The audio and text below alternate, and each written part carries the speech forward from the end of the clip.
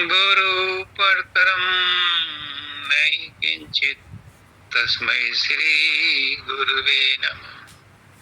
सर्वे भवन्तु सुखिनः, सर्वे सन्तु निरामयाः, सर्वे भद्राणि पश्यन्तु मा कश्चित् दुःखभाग् भवेत्। परम तत्वाधार परम पुरुष पूर्ण धनी मालिक कुलज और पुष्करनाथ जी महाराज की पवित्र आत्मा सभी सत्संगी भाइयों बहनों माताओं बच्चों बुजुर्गों सबको राधा।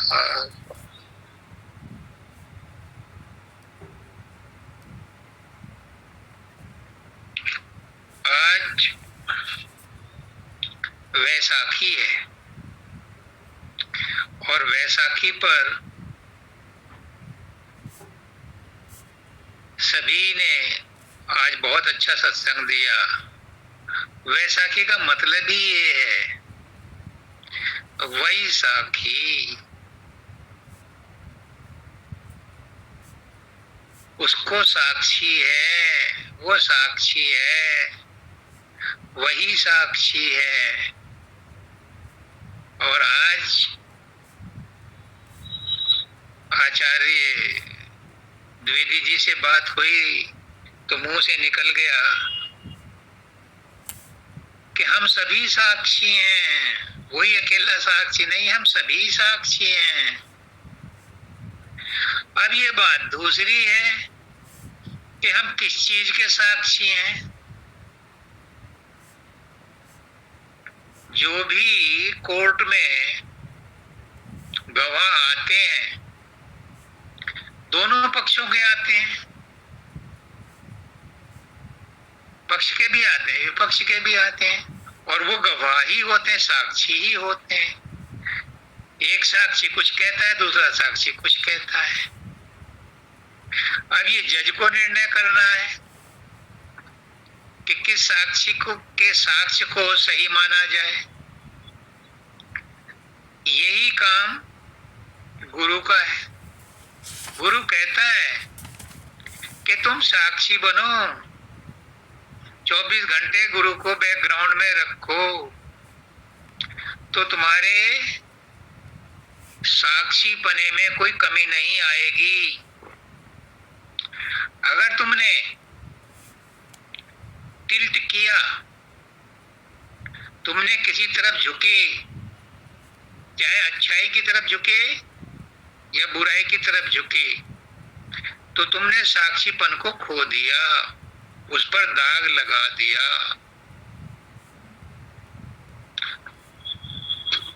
पुष्करनाथ जी कहते हैं कि तुम अच्छाई बुराई दोनों से ऊपर रहो, तुम न्यूट्रल रहो, साक्षी हो, साक्षी बन के रहो।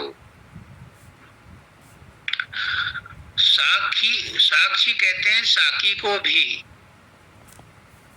जो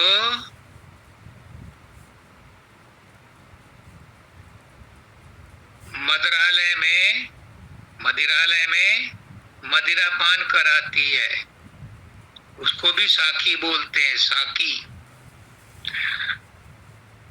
साकी पे सबकी नजर हो ये तो जरूरी है, पर सब पर साकी की नजर हो जरूरी तो नहीं।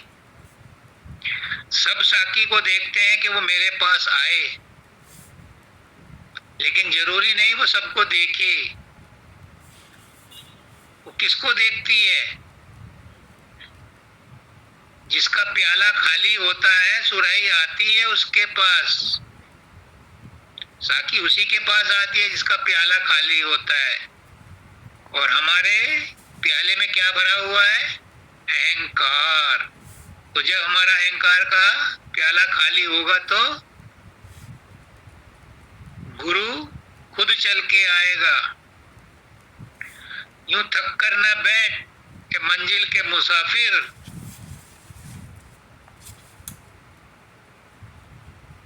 कुएं के पास, प्यासे के पास कुआं भी आएगा, समंदर भी आएगा।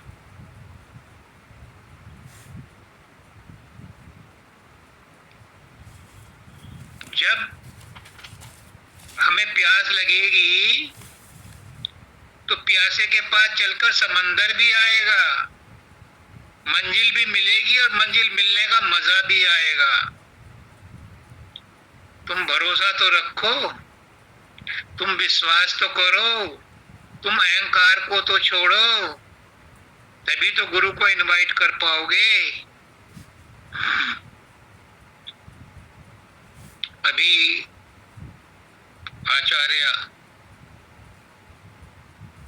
हमारी माता जी काकड़े वाली ने जो सत्संग दिया, बहुत उच्च कोटि का सत्संग, बड़ा प्रैक्टिकल और सबके जगत कल्याण के लिए। कोई भी एक दशा में हमेशा के लिए रह नहीं सकता, ये प्रकृति का कानून है। जिस दशा में बच्चा है वो हमेशा वैसा ही बच्चा नहीं रहेगा, प्रकृति उसे ऊपर की अवस्थाओं में लाती रहेगी। बच्चे से किशोर बनेगा, किशोर से जवान बनेगा, जवान से अधेड़ बनेगा, अधेड़ से बुढ़ापे में आएगा। ऐसे ही जो सत्संगी हैं, पहले प्रारंभिक अवस्था में, फिर ऊपर की अवस्था में, फिर ऊपर की अवस्था में और फिर ऊपर की अवस्था में। माता जी ने बताया जो दौड़ते हैं उससे ऊपर की अवस्था है धीरे चलना, धीरे से चलने से ऊपर की अवस्था है ठहरना, ठहरने से ऊपर की अवस्था है रुकना या लेट जाना, लेटने से भी ऊपर की अवस्था है सो जाना, और सोने से भी ऊपर की अवस्था है मौत। और हर अवस्था पिछली वाली से बेहतर होती है। ये अध्यात्म में अपना करके देखो तो इसमें ही आपको मोक्ष के, मुक्ति के सूत्र मिलते हैं। जब तक हमारा मन डावा डोल रहता है, इधर उधर दौड़ता है, कोई साधन अभ्यास नहीं होता। जब मन स्थिर हो जाता है, निर्मल हो जाता है, शांत हो जाता है, एकाग्र होता है, तो सुमरन ध्यान भजन बनता है। जब सुमरन ध्यान भजन बनता है तब अंदर में एकाग्रता आती है। जब एकाग्रता आती है तो प्रकाश और शब्द पैदा होते हैं। प्रकाश और शब्द पैदा होने के बाद गुरु का रूप बनता है। गुरु का रूप बनने के बाद मन शांत होने लगता है और उसके बाद फिर वो आत्म पद में, शून्य में जाता है। वहां पर 10वां द्वार है, उसको पार करके वो महाशून्य में और फिर भंवर गुफा में पहुंचते हुए सतलोक में पहुंचता है। परम दयाल जी कहते हैं सतलोक भी मेरी अंतिम मंजिल नहीं है, वो तो अलग अगम और अनामी में जाकर के विश्राम किया। तो हर अवस्था पहली वाली से उच्चतम है। तो अपने आप को एक अवस्था में मत रखो, मत रहने दो। प्रकृति नहीं रहने देगी। हम जबरदस्ती ओढ़ लेते हैं अपने आप को अपने ऊपर कि हमसे नहीं होता। क्या नहीं होता तुमसे? तुम कुछ करने की कोशिश ही क्यों करते हो? प्रकृति को करने दो, मालिक को करने दो, वो तुमसे अपने आप करा लेगा। लेकिन तुम अपने आप को ढीला तो छोड़ो। सवाल ये कि तुम ढीला नहीं छोड़ते, अपने आप को कस के पकड़ रखा है। डॉक्टर कहते हैं पहले अपने आप को ढीला छोड़ो तभी तो मैं इंजेक्शन लगाऊंगा। तुम अकड़ के बैठ जाओगे तो इंजेक्शन भी लगेगा, ऑपरेशन भी नहीं होगा। इसीलिए वो फिर दूसरे तरीके अपनाता है। तो पहले अपने आप को ढीला छोड़ो। अपने आप को ढीला छोड़ने का मतलब है अपने स्वभाव में आओ लौट करके। हमारा स्वभाव है सरल, हमारा स्वभाव है शांति, हमारा स्वभाव है निश्चलता। पहले उसमें आओ, और ये मन नहीं होने देता। तो फिर मन के लिए गुरु कहता है सुमरन ध्यान भजन करो। गुरु अपने लिए नहीं कराता, गुरु आपसे जो सुमरन ध्यान भजन करवाता है वो मन को निर्मल कराने के लिए कराता है। और उससे तुम्हारा मन निर्मल होता है तो वो फिर आध्यात्मिक उन्नति के लिए रास्ता खोल देता है।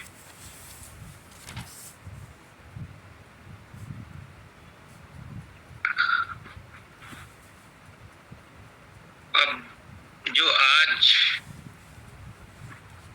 नेहा पंडिता ने सत्संग दिया, गुरु बहुत प्रसन्न हुआ। पहली बार उन्होंने इतने गूढ़ ज्ञान की बातें बताई उस शब्द की व्याख्या करते हुए। कौन कह सकता है कि उनमें कोई कमी है? मैं तो नहीं मानता, मैं तो उनको आचार्य ही मानता हूं। और मौका मिलेगा, मालिक की मौज हुई तो अगला नंबर उन्हीं का लगाऊंगा, क्योंकि उन्होंने आज मुझे बहुत प्रसन्न किया। कितना अच्छा ज्ञान दिया, कितनी उनकी अच्छी समझ है। वो अपने आप को आज तक बचपन से लेकर के इस उम्र तक बड़ी डरी डरी, सिमटी सिमटी, सिकुड़ी सिकुड़ी रहती थी। आज उनके अंदर में मैंने देखा कितना बड़ा विस्फोट आया है, कितना बड़ा परिवर्तन आया है, कितना ज्ञान उनके अंदर छुपा हुआ है। वो एक गुरु का ज्ञान नहीं है, अनेक गुरुओं के संग में उन्होंने वो ज्ञान प्राप्त किया है, लेकिन अपने आप को नहीं पहचान पाई थी। अब उन्हें अपनी पहचान हो गई तो उनके अंदर से वो ज्ञान प्रस्फुटित हो रहा है, वो ज्ञान उनके अंदर से बाहर निकल रहा है।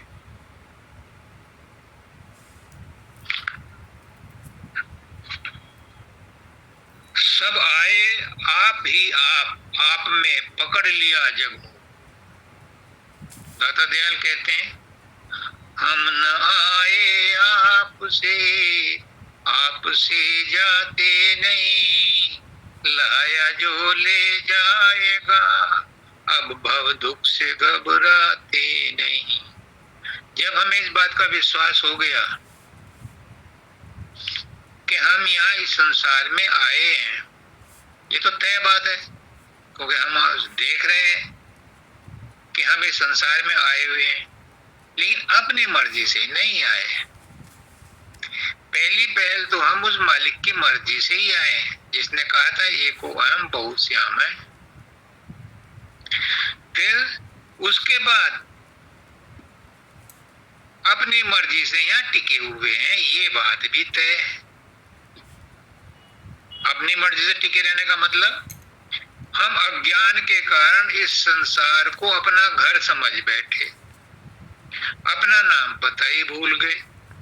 हम क्यों आए हैं, हम कौन हैं, कहां से आए हैं, यही भूल गए। तू तो थी सतपुरुष की अंशी, गोद ले जाया शर्म ना आई। हम तो सतपुरुष के अंश हैं, हमने अपने गोद को सतपुरुष को लजा दिया। हम यहाँ आकर के इस संसार में मैं करते रहते हैं। हम यहाँ के वासी नहीं है, ना हम ये शरीर हैं, ना हम ये मन है। हम तो विशुद्ध आत्मा है, अविनाशी, अजर, अमर, अलख, अगम, सर्वव्याप, सर्वसमर्थ, सर्वगुण संपन्न उस परमात्मा के अंश हैं। लेकिन हम अपने आप को तुच्छ मान बैठे, हमने उसको गंवा दिया, भुला दिया। कृष्ण भगवान भी कहते हैं, ममई वंशी सर्वभूते सर्व सनातन, सब सनातन हैं, मेरे अंश हैं। लेकिन इस संसार में आके, इस शरीर में आके अपने आप को भूल गए। तुलसीदास जी भी कहते हैं, ईश्वर अंश जीव अविनाशी। देखो, ये आत्मा ईश्वर का अंश है और अविनाशी है, लेकिन हम अपने आप को क्या समझते हैं? अज्ञान के कारण। यही अज्ञान दूर करने के लिए मालिक खुद चल के आता है, हालांकि सबके अंदर बैठा हुआ है, लेकिन वो सुसुप्ति अवस्था में है। उसे जागृत करने के लिए मालिक मनुष्य का चोला धारण करके सदगुरु के रूप में आता है अपनी आत्माओं को चिताने के लिए, क्योंकि हम उसके बेटे हैं, उसके बच्चे हैं। वो हमें बहुत प्यार करता है, पर हमें भेजा है उसने यहाँ एक पर्पज से। क्या पर्पज है? पर्पज ये है कि जब हम उसके पास थे तो प्रेम करना भूल गए थे। मानव दयाल जी कहते हैं कि उसने हमें अपने से दूर इसलिए भेजा कि जब दो प्रेमी और प्रियतम साथ साथ रहते हैं तो वो उस प्रेम को साधारण मान लेते हैं, उनमें आकर्षण नहीं रहता, उसमें गहराई नहीं रहती।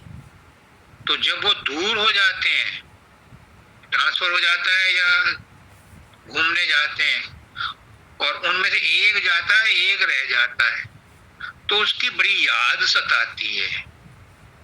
तो परमात्मा ने हमें इसीलिए भेजा कि हम उसके साथ रहते रहते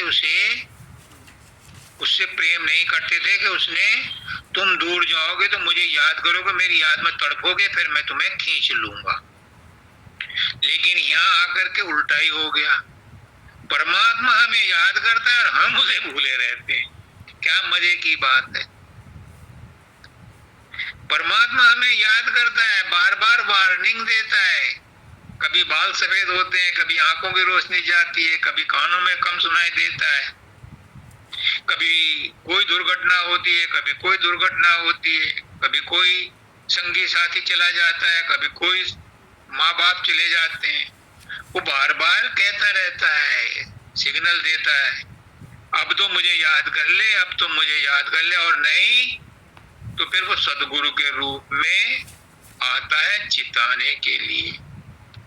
और सदगुरु जब आता है तो बड़े प्रेम से सत्संग में सबको अपने हृदय से लगाता है और उनकी भलाई के लिए सत्संग देता है। जिसकी बात समझ में आती है उसको फिर वो नाम भी देता है, अपना ही नाम देता है।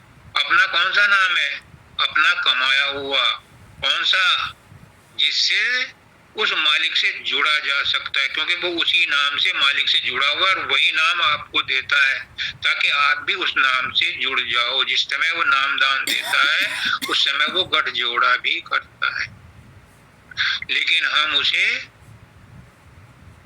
भी नहीं करते, उस पर भी ध्यान नहीं देते।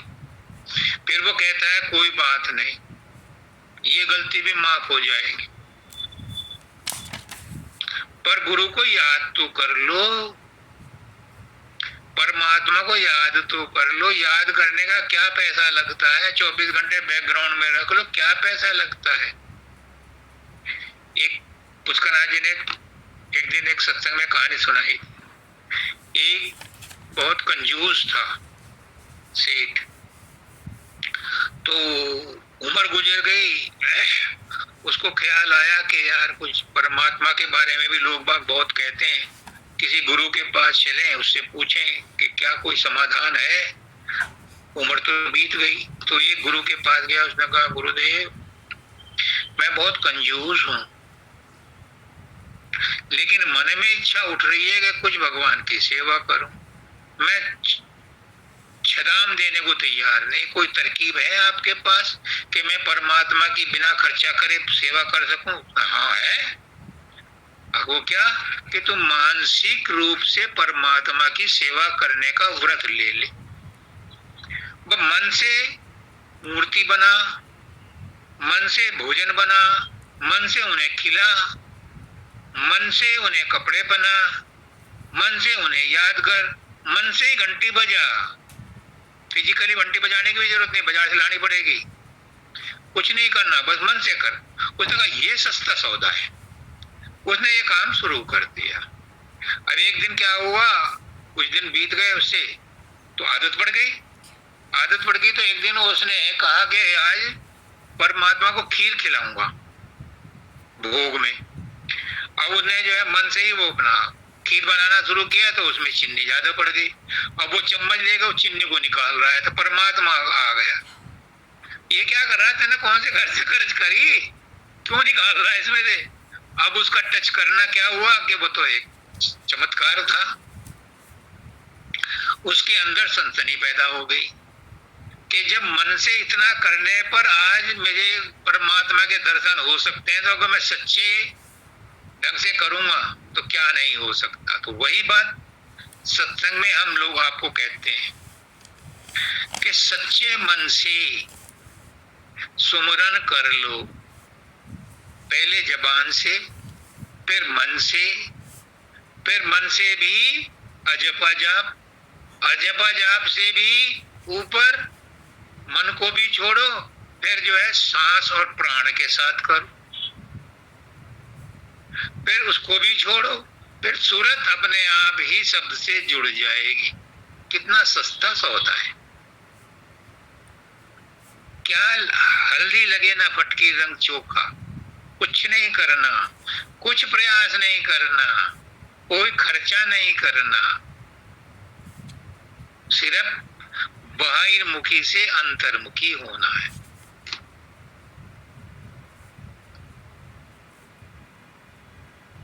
अब उन्होंने बताया कि सब आप ही आप आए और अपने आप में आकर के हम अपने मन मुख हो करके सब कुछ भूल गए, अपने ढंग से ही अपनी सुविधा से ही पूजा पाठ करने लगे। उससे क्या हुआ कि पत्ते पत्ते तो सींचते रहे, मूल सूख गई। अब गुरु आता है इस दशा को देख करके, वो नाराज नहीं होता, गुरु मालिक नाराज नहीं होता, बड़े प्रेम से आता है और प्रेम से ही सत्संग में सब कुछ समझाता है कि ऐसे नहीं ऐसे करो। बाहर में तीर्थ व्रत करना, बाहर में आरती और पूजा पाठ करना, बाहर में सेवा और समाधान करना जरूरी नहीं है। अंतर की तरफ मुड़ो, अंतर में करो, मानसिक रूप से करो, आत्मिक रूप से करो, सूरत से करो, तो तुम अपने आप को पहचान जाओगे कि तुम कौन हो। कौन हो तुम? कौन हूं मैं? क्या मैं शरीर हूं? नहीं, ये शरीर तो 5 तत्वों का है, यहीं रह जाएगा। क्या मैं मन हूं? नहीं, मन में भी जो विकार हैं, जो संस्कार हैं, जो इच्छाएं, कामनाएं, तृष्णाएं हैं, वो इस शरीर के बाद यहाँ नहीं रहेंगी, सूक्ष्म शरीर के साथ जाएंगी। और जब तक वो पूरी नहीं होंगी, उनकी तृप्ति नहीं होगी, बार बार जन्म लेना पड़ता है। तो गुरु कहता है कि इनसे छुटकारा पाने के लिए अंदर में अपने आप से जुड़ो। तुम कौन हो? तुम विशुद्ध आत्मा हो, अजर अमर अविनाशी हो। ये अपने आप को स्थूल शरीर, सूक्ष्म शरीर, कारण शरीर मानना छोड़ दो। और इसका वो तरकीब बताता है, युक्ति बताता है और अपने साथ बैठ करके उसे मार्ग पर उसके साथ चलता भी है। वो वार्तालाप करता है, वो टेलीफोन करता है। पहले तो पत्र व्यवहार करते थे, उससे पहले क्या होता था कि वो एक दूसरे को सामने बैठ के व्यक्तिगत आदान प्रदान करते थे, अपनी शंकाओं का समाधान करते थे। आज भी वो दरवाजा खुला है। जहाँ कहीं अटक होती है, गुरु फौरन प्रत्यक्ष रूप से और अप्रत्यक्ष रूप से समाधान भेजता रहता है। क्यों? क्योंकि वो हमें प्यार करता है और हमें ले जाने के लिए ही आता है। भेजा इसलिए था कि हम प्रेम से उसके पास जाएं, लेकिन प्रेम से नहीं जा पाए तो फिर वो अपने आप चल के आता है। एक चीज और समझ लो,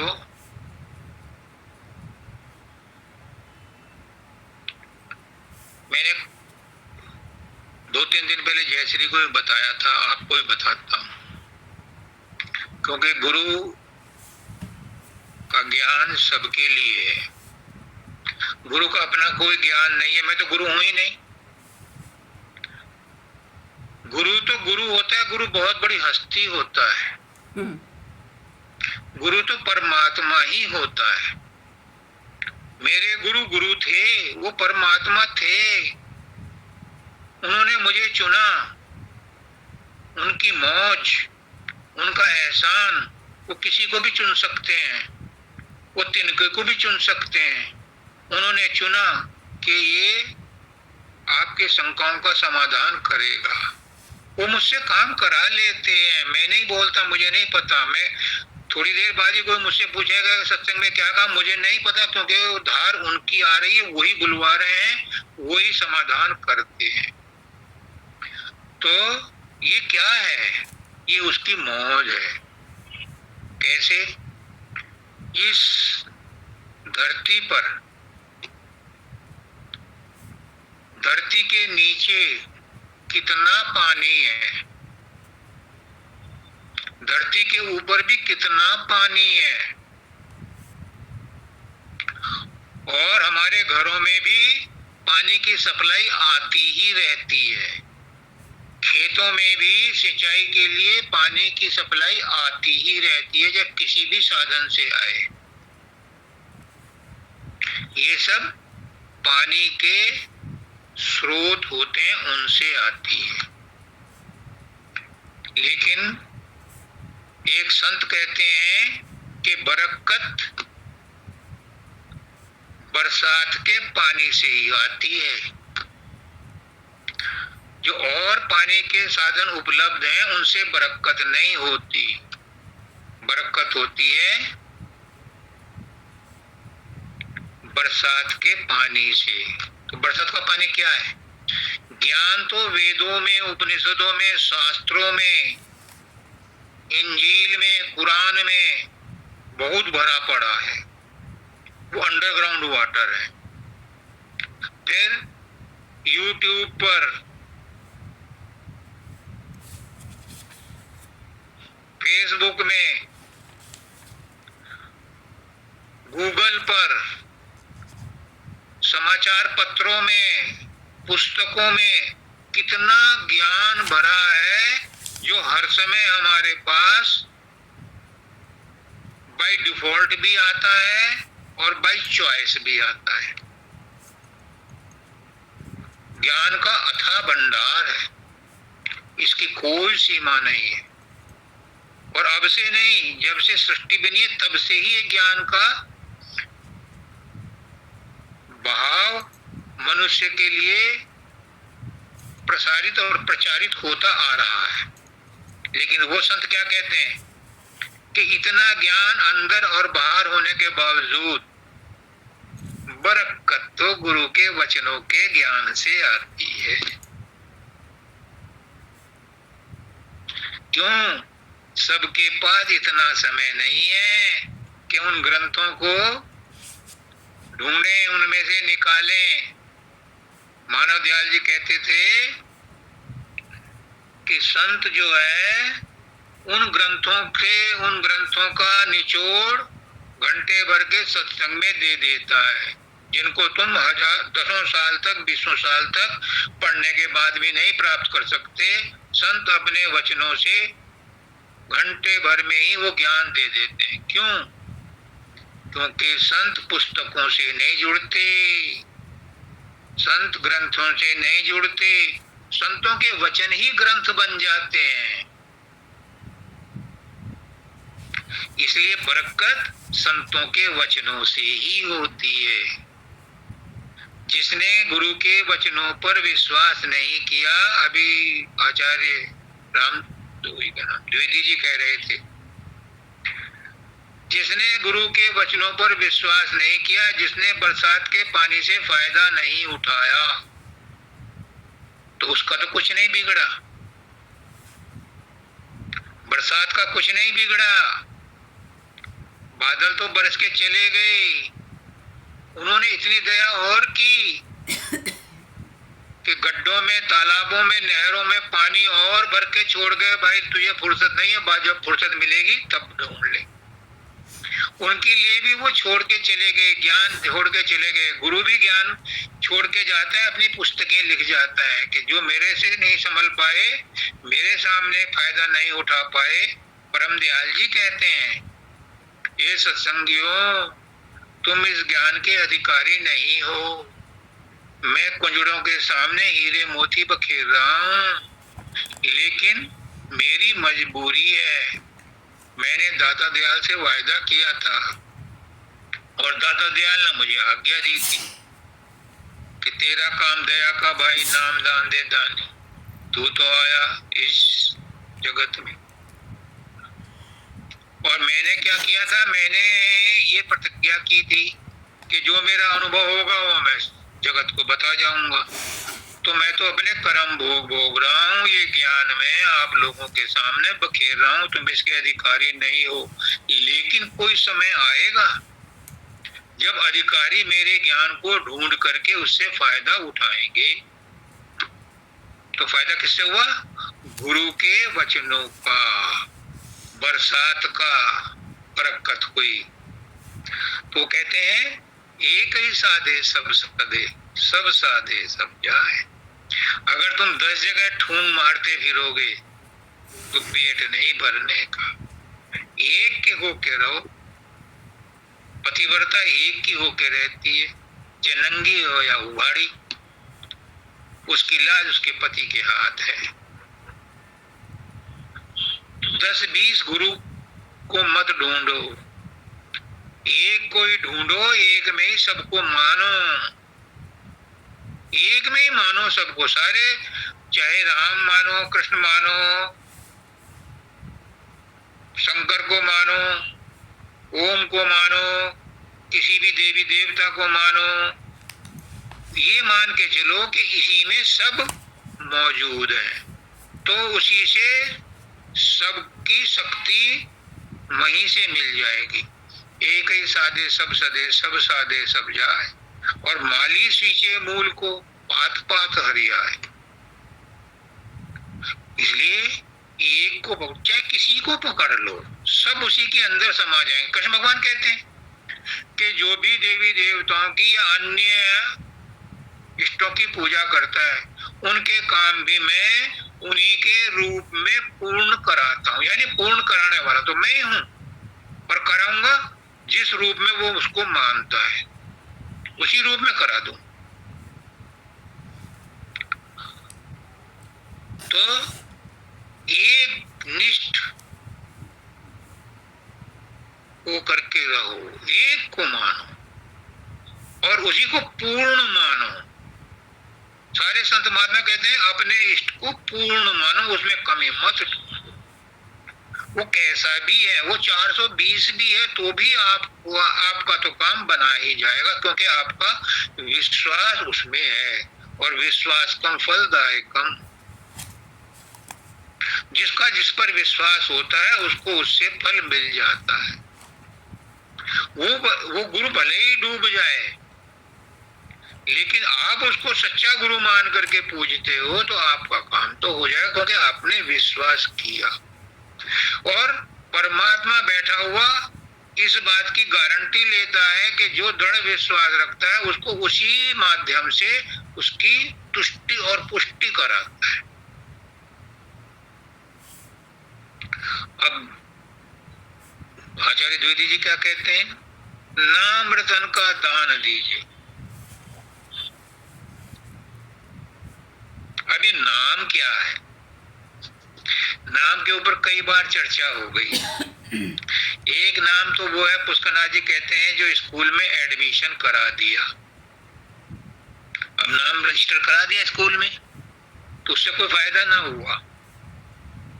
बच्चे को रोज स्कूल जाना पड़ेगा, जो टीचर होमवर्क देगा उसे करना पड़ेगा, नहीं करेगा तो कुछ नहीं मिलेगा। फिर उस नाम को बार बार याद करना पड़ेगा। वो याद करना क्या है? वो सुमरन है। सुमरन करते करते फिर उसके अंदर वो जागृति आएगी। जहां रूप वहीं नाम हो जाता है। नाम रूप दो ईश उपाधि। जहां नाम का सुमरन होगा वहां रूप भी आ जाएगा। चाहे रूप पकड़ लो, चाहे नाम पकड़ लो, चाहे दोनों को पकड़ लो, तो ईश के पास पहुंच जाओगे, इष्ट के पास पहुंच जाओगे। तो क्या है नाम? कहते हैं पुष्करनाथ जी के नाम एक, ये तो प्राइमरी वाले का नाम है। असली नाम की बात डेफिनेशन दी उन्होंने कि नाम एक अवस्था है, चौथी अवस्था। उस अवस्था में नाम और नामी एक हो जाते हैं, लेकिन उस अवस्था को प्राप्त करने के लिए गुरु से वो नाम छीनना पड़ता है। छीनने का मतलब है कि गुरु के अंदर मर्ज हो जाना।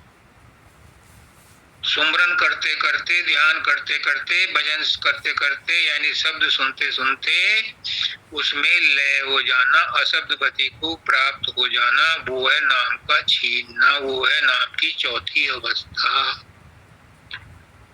उस नाम के बारे में कह रहे हैं कि जो उस अवस्था में पहुंच जाता है उसे फिर संसार व्यापता नहीं। संसार तो रहता है, संसार में तो वो रहता है, फिर वो संसारी नहीं रहता,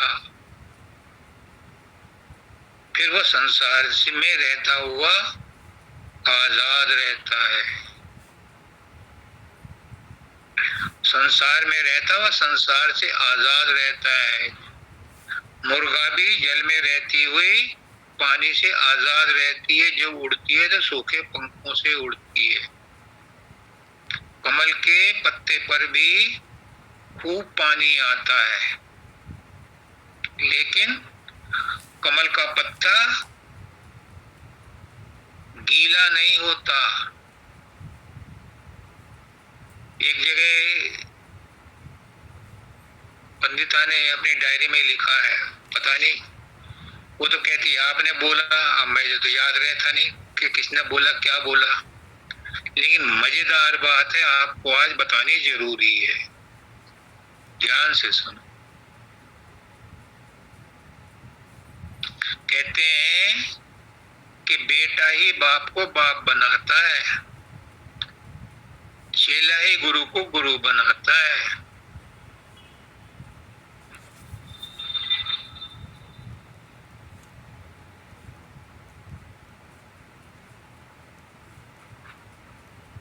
तो उन्होंने लिखा है कि समुंदर में कितना अथाह पानी है,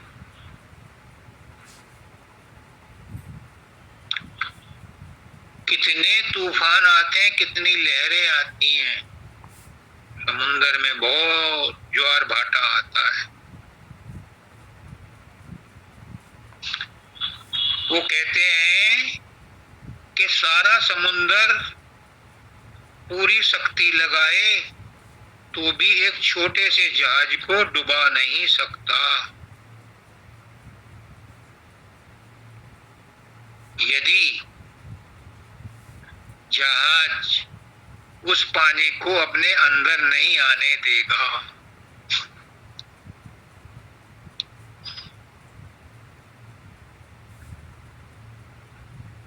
और अगर जहाज ने पानी को अंदर आने दिया तो तालाब में भी डूब जाएगा वो जहाज। लेकिन अगर उस जहाज ने पानी को अंदर नहीं आने दिया तो बड़े से बड़ा समुद्र भी उस जहाज का कुछ नहीं बिगाड़ सकता, उसे डुबो नहीं सकता। अब मैं इसे अध्यात्म में लाता हूं। अभी राधा से भी बात हो रही थी कि ये नकारात्मक विचार, ये अहंकार के विचार, ये बुरे विचार, ये अच्छे विचार, ये ईर्षा द्वेष, ये वासना तृष्णा कामना, इच्छाएं हमारे मन में इतनी भरी पड़ी हैं कि मन एक सेकंड के लिए भी शांत नहीं होता। यहां तक कि सोते हुए भी स्वप्न में खेल खेलता रहता है। इनसे कैसे छुटकारा मिले? और अगर कभी साधन अभ्यास करते हुए थोड़ी बहुत देर के लिए मन में शांति आ गई, नकारात्मक विचार दूर हो भी गए, हमने शब्द को पकड़ भी लिया, मैं अपना ही बता रहा हूं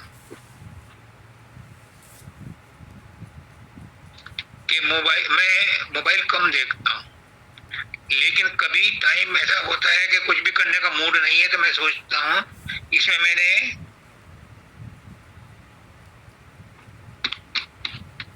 वो क्या कहते हैं उसको, ये गूगल पे न्यूज पढ़ लेता हूं। वो तो हटा दिया मैंने, क्या है वो, यूट्यूब तो हटा दिया, वो तो मैंने डिलीट कर दिया। और फेसबुक मैंने स्टार्ट ही कभी नहीं करा था। तो मेरा आज का अनुभव ये है कि जिस दिन भी मैं किसी भी वजह से इस पर न्यूज पढ़ लेता हूं, उस दिन शब्द पकड़ में नहीं आता। मैं सही बता रहा हूं, तोबा तोबा कर। कारण मुझे आज पता चला कि मैं जानबूझ के मन को स्वतंत्रता देता हूं बहिर्मुख होने की, तो फिर वो राजा बन जाता है। बाबा फकीर कहते हैं कि मुझसे 24 घंटे उस अवस्था में नहीं रहा जाता। जब मैं लौट के आता हूं तो मन के जाल में फंस जाता हूं। जब इतने बड़े परम पुरुष राधा स्वामी धाम के राधा स्वामी दयाल ही मनुष्य के रूप में आए और उन्होंने ये बात कही, तो हम जैसे टटकोंजियों की कहां बिसात है कि हम मन को हर समय काबू में रख सकें। वो कहते हैं कि जब मैं नीचे आता हूं तो मन के वश में हो जाता हूं, फिर शरीर के दुख तो सहन करने पड़ते हैं, मन में भी उल्टे सीधे विचार आते हैं और ऐसे विचार आते हैं जिन्हें मैं एंटरटेन करना नहीं चाहता। मजबूरी हो जाती है उस समय, वो मेरे ऊपर हावी हो जाते हैं। ये बाबा फकीर कह रहे हैं, मैं कहाँ टिकता हूँ, कहीं भी नहीं टिकता। तोबा तोबा। वो कहते हैं कि इनसे छुटकारा पाने का परमानेंट कोई इलाज नहीं है। एक ही इलाज है कि मन पर सतत निगरानी रखो।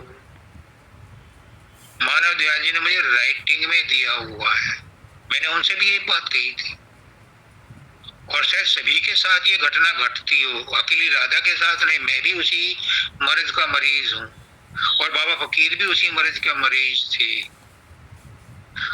तो मैंने भी उस समय मानव दयाल जी को चिट्ठी लिख करके कहा था कि ये मन बस में नहीं आता, ये उल्टे सीधे विचार लाता है, विषय वासना में फंसाता है। तो मानव दयाल जी का बड़ा अच्छा सेंटेंस है मेरे पास, Rajesh, you can't stop bad feelings from coming in. तुम बुरे विचारों को आने से नहीं रोक सकते, क्योंकि इसका कंट्रोलर कोई और है और वो जबरदस्त है, इतना जबरदस्त कि मारे भी रो और रोने भी ना देवे। वो इतना जबरदस्त है, मारता भी और रोने भी नहीं देता। तो यू कांट स्टॉप, तुम उसे मजबूर नहीं कर सकते, तुम उसका सामना नहीं कर सकते, तुम नकारात्मक विचारों को या बुरे विचारों को आने से नहीं रोक सकते। ये तो स्वाभाविक रूप से आएंगे, लेकिन बचाव का एक साधन है, और वही साधन मैं आपको बता रहा हूं, खुलेआम, कोई गुप्त नहीं है। गुरु के दरबार में कोई भेदभाव नहीं है, कोई रहस्य नहीं है, कोई छुपाव नहीं है, कोई दुराव नहीं। वो कहते हैं कि don't allow them to stay there, उन विचारों को एंटरटेन करो ही मत, उनसे लड़ो मत, मन से लड़ो मत, अपनी ऊर्जा मत बर्बाद करो, उनसे तटस्थ हो जाओ, उदासीन हो जाओ, उनको एंटरटेन मत करो। जब वो एंटरटेन नहीं करोगे तो वो वहां टिकेंगे नहीं। बाबा फकीर कहते हैं मैं बुरे विचारों को अच्छे विचारों से बदल देता हूं। लेकिन मानव दयाल जी ने जो बताया कि उन्हें एंटरटेन मत करो, यही मैं राधा को भी बताया, यही मैं राजेश को भी बताया। राजेश अलग है, मैं अलग। इस समय गुरु मैं बोल रहा है, गुरु बोल रहा है। वो कहता है कि उन विचारों को दाना पानी मत दो, यानी उनके साथ उलझो मत, उनके साथ रुचि मत लो। और मैं बार बार यही कहता हूं अपने साधन अभ्यास में कि गुरुदेव ये विचार आ रहे हैं, इनमें मेरी कोई रुचि नहीं है, इनमें मेरा कोई इंटरेस्ट नहीं है, इनसे मेरा कोई संबंध नहीं है, तो वो चले जाते हैं। मेरे साथ होता है, मैं अनुभव की बात बता रहा हूँ, राजेश आपको अपना अनुभव बता रहा है, ये गुरु कह रहा है। तो आप भी आजमा करके देखो। अगर आप उन विचारों को एंटरटेन नहीं करोगे, उनमें रुचि नहीं लोगे, उनमें स्वाद नहीं लोगे, तो विचार नहीं ठहरेंगे। और जब ऐसा बार बार करोगे तो वो विचार फिर आने बंद हो जाएंगे। मन भी सोचेगा कि यहाँ तो दाना पानी मिलता नहीं, ये तो गुरु का हो गया, ये आत्मा तो हमसे छिन गई। काल और माया धाड़ मार करके रोते हैं, हाय ये जीव तो हमारे हाथ से छूट गया। फिर वो उसे परेशान नहीं करते, उल्टे उसकी मदद करते हैं। जब तक रास्ते में बंदर बैठे हैं, तुम बंदरों की तरफ देखोगे तो वो तुम्हें डराएंगे।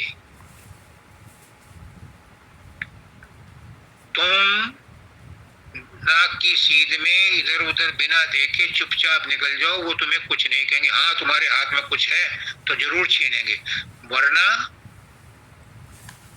तुम सीधे साधे निकल जाओगे, तुम्हें कुछ नहीं कहेंगे। तुम्हें डर तभी लगता है जब तुम उनकी तरफ देखते हो और तुम डराए जाते हो। जो डरता है वही डराया जाता है, जो डरता नहीं है वो उसे नहीं डराया जा सकता। क्या डराएगा जब डरता ही नहीं है कोई, उसे क्या डराएगा। विवेकानंद थे, एक मंदिर में गए, मठ में गए, वहां बंदरों की बहुत भीड़ थी, और चूंकि उनका चोगा भी लाल था, गेरुआ था, उनके हाथ में कुछ पुस्तकें थी या कुछ सामान था, तो उन्हें बंदर दिखाई दिए, तो उन्हें देखकर वो भागने लगे, तो बंदर भी उनके पीछे भागने लगे। जब वो थक गए तो किसी आदमी ने कहा खड़े हो जाओ, रुक जाओ, ठहर जाओ, तो बंदर भी ठहर गए। हमला नहीं किया, लेकिन जब भाग रहे थे तो पीछे भाग रहे थे। माया भी ऐसी ही है, भागते के पीछे भागती है, भगता के पीछे पड़े और सन्मुख आए जब वो सम्मुख आ जाता है, खड़ा हो जाता है, तो फिर उस पर हमला नहीं करती, फिर वो शांत हो जाती। मुझे दोहा याद नहीं है वो, लेकिन भाव मैं आपको बता रहा हूं कि माया से डर के भागोगे तो माया तुम्हारे पीछे पड़ी रहेगी और तुम्हें बचने नहीं देगी, फंसा के रखेगी। और अगर तुम तटस्थ होकर खड़े रहे तो माया तुम्हारा कुछ नहीं बिगाड़ेगी। बस भगवान कहते हैं कि जो मुझसे जुड़ जाता है माया उसका कुछ नहीं बिगाड़। तो तटस्थ होने का मतलब क्या है? तटस्थ कब होगे? जब तुम गुरु से जुड़ जाओगे तो फिर माया तुम पर प्रभाव नहीं डालेगी। ये ठगनी बहुत ठगती। माया तो ठगनी भरी, ठगत फिरे सब देश, और उस ठगनी को वो ठगे जो जिसे गुरु का आदेश। हाँ, बिल्कुल सही। तो ये माया उसको ठगती है जो इससे डरता है, और जो गुरु के साथ जुड़ गया, गुरु का आदेश जिसे मिल गया, उस पर ये अपना प्रभाव नहीं डालती। तो आज के सत्संग का सारांश क्या है कि संसार में रहो, माया को तुम नहीं मिटा सकते, मन को तुम नहीं मिटा सकते, किसी भी चीज को मिटाने की तुम्हारी सामर्थ्य नहीं है।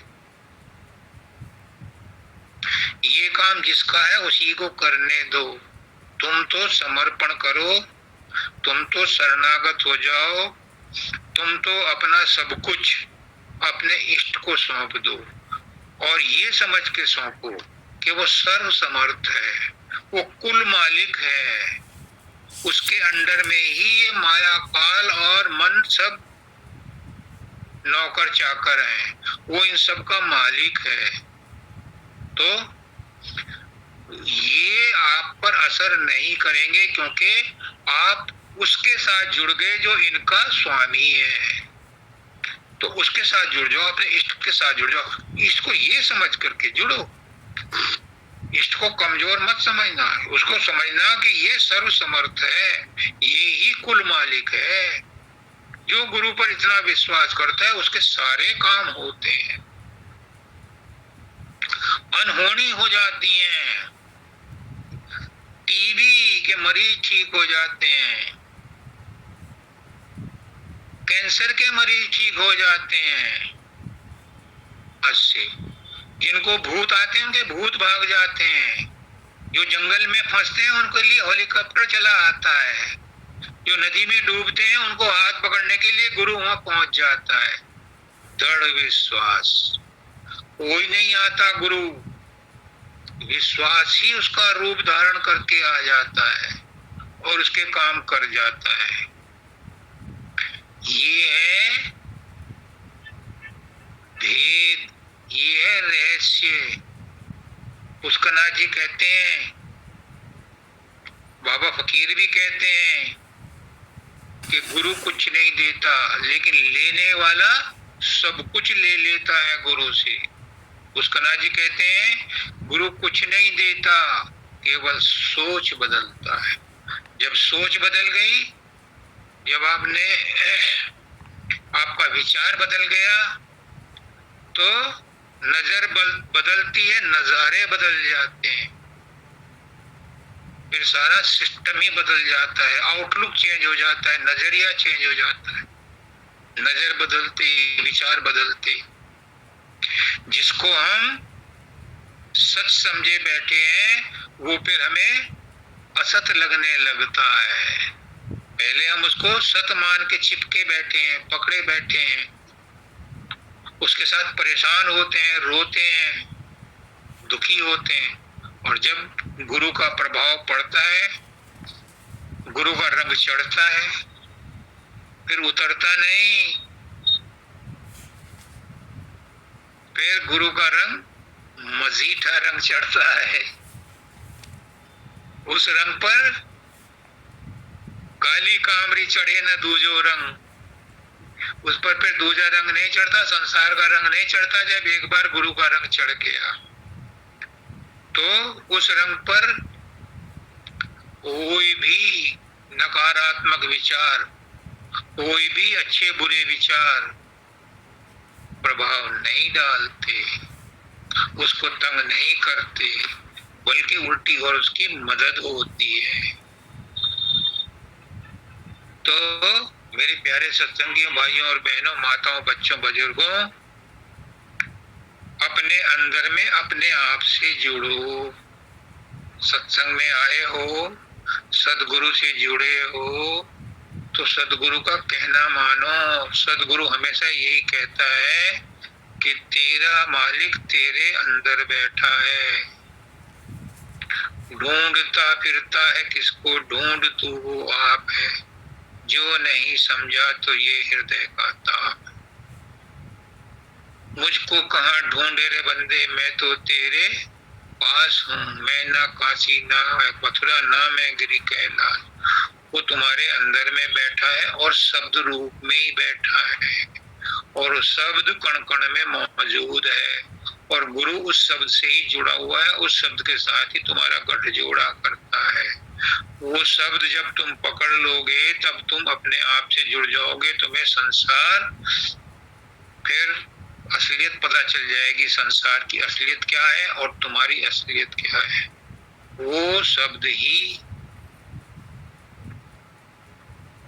हमारा आधार है, सर्वाधार है, वो निराधार है। उसी शब्द के सहारे अंतरिक्ष में तमाम नक्षत्र ठहरे हुए हैं। बिना पेच के, बिना हुक के, बिना आधार के, बिना कोई प्लेटफॉर्म के, सब अंतरिक्ष में लटके हुए हैं। क्यों? उस शब्द के सहारे, उस प्रेम के। वही शब्द की धार है, वही प्रेम की धार है, वही खेच की धार है, वही मालिक की धार है, वही गुरु की धार है, वही सूरत की धार है, वही आत्मा की धार है, वही परमात्मा की धार है। सब कुछ एक ही है। वो शक्ति, उसका कोई भी नाम नहीं है और सभी नाम उसके हैं। उससे नेहा लगाओ, सदगुरु से नेह लगाओ रे मेरी प्यारी सूरतिया। उससे नेह लगाओ और वो तुम्हारे अंदर ही है। जब उससे तुम्हारा जुड़ा हो जाएगा, मेल हो जाएगा, तो तुम्हें अपनी समझ आ जाएगी। ये संसार तुम्हें नाटक दिखाई देने लगेगा। कर्म धर्म पाप पुण्य सब नाटक है, कुछ नहीं है इनमें रियलिटी। ना कुछ किया ना कर सका, ना करने योग शरीर, और जो कुछ किया सो हरि किया। भयो कबीर कबीर, फिर तुम वही हो जाओगे जो हो। पहचानो अपने आप को।